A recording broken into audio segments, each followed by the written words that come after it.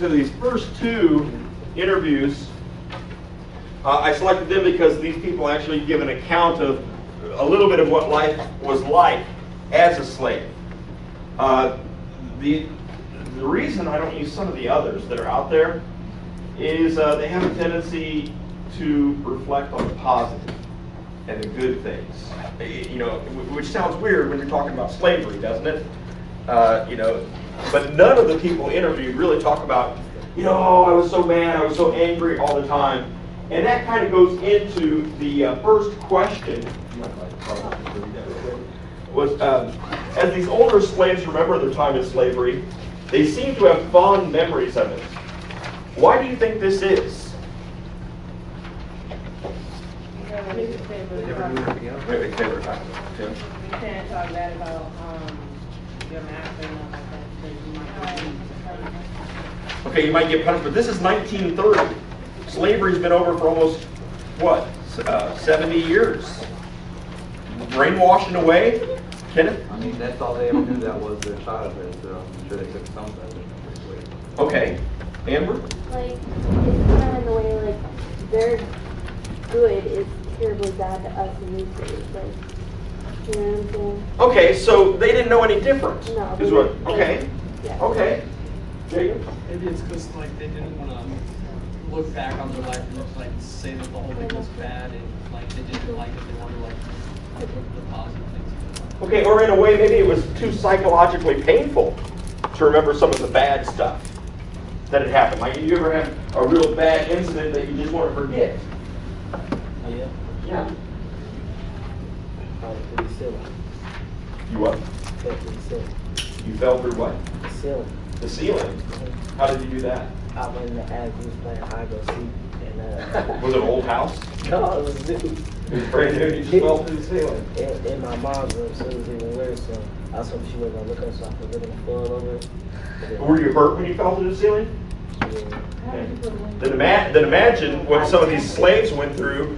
He fell through a ceiling and got hurt and doesn't want to remember it. Imagine what some of these slaves went through at the hands of someone else and don't want to remember. I mean, think of someone. Do you guys know who Elizabeth Smart is? Yeah. Oh, yeah. She was the young girl who was kidnapped and had lived with her kidnappers for a while. I'm sure she had a hard time remembering a lot of what happened to her at that time. This one?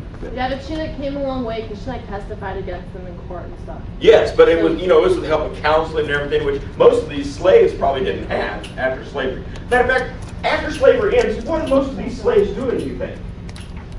Well, I think I'll go up to Chicago now. And They Still didn't know how to get anywhere. yeah, they were pretty much stuck where they were. So think about, this is 1930s, where their family has lived for generations, most of them as slaves. How badly, I mean, who's running things in 1930s in the South? The white people. These people who are interviewing them are white historians. Do you think that they're going to sit there and talk badly about white people? I would. If somebody treated me bad like that, I would say like, your people did. Why do you, okay, you would. Why don't the people they're interviewing?